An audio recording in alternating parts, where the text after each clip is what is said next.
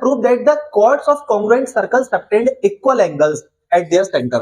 हमें ये प्रूफ कर रहे हैं कि क्या इसके जो कॉर्ड है वो इक्वल है, अगर इनके सेंटर इक्वल है तो, मतलब सेंटर पर एंगल इक्वल है तो।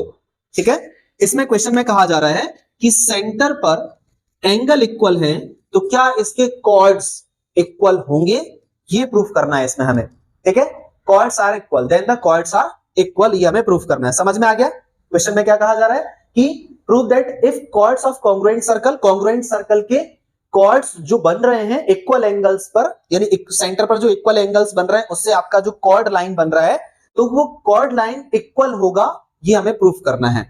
ठीक है, जब इनके सेंटर पर एंगल इक्वल हो तब। तो हमने पहले तो यही ले लिया, let us consider two congruent circle. हमने दो कॉन्ग्रुएंट सर्कल बनाए सेम साइज के, सर्कल ऑफ सेम रेडियस होंगे तो सेम साइज होंगे दोनों सर्कल के, with centre O and O dash. एक का सेंटर हमने ओ मान लिया और एक का सेंटर हमने ओ डैश मान लिया, और ये रेडियस बना दिए बिकॉज जो सेम डायमेंशन के होंगे क्योंकि कॉन्ग्रुएंट सर्कल है। ठीक है, फिर हमने वैसे ही पिछले क्वेश्चन की तरह यहां पर दोनों ट्रायंगल ले लिए, in triangle AOB and CO dash D.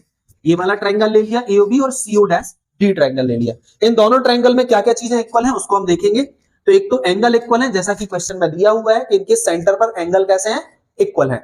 तो एंगल एओबी यानी एओबी ये एंगल, और सीओ डैश डी यानी सीओ डैश डी, तो ये एंगल, ये दोनों एंगल कैसे हैं, इक्वल, ऐसा क्वेश्चन में गिवन है। OA is equal to A dash O dash C, radius equal होगी क्योंकि कॉन्ग्रुएंट सर्कल है। OB is equal to O dash D, तो OB side O dash D side के इक्वल होगी क्योंकि सर्कल कैसे है, कॉन्ग्रुएंट है। तो तीन चीजें इक्वल मिल गई, मतलब ट्रायंगल AOB और ट्रायंगल CO डैश डी कैसे ट्रायंगल हो गए, कॉन्ग्रुएंट ट्रायंगल हो गए। कैसे ट्रायंगल हो गए, कॉन्ग्रुएंट। क्या रूल है, साइड एंगल साइड का कॉन्ग्रुएंस रूल लग जाएगा, यानी दो साइड और एक एंगल, साइड एंगल साइड के कॉन्ग्रुएंस रूल से दोनों ट्रायंगल कॉन्ग्रुएंट है, और जब ट्रायंगल कॉन्ग्रुएंट है तो इनके करस्पॉन्डिंग पार्ट कैसे होंगे, इक्वल। जब दोनों ट्रायंगल कॉन्ग्रुएंट है तो इसका करस्पॉन्डिंग पार्ट इसके करस्पॉन्डिंग पार्ट, यानी दोनों के जो करस्पॉन्डिंग पार्ट है वो कैसे हो जाएंगे, इक्वल। इसका मतलब AB कॉर्ड CD कॉर्ड के बराबर इक्वल होगी।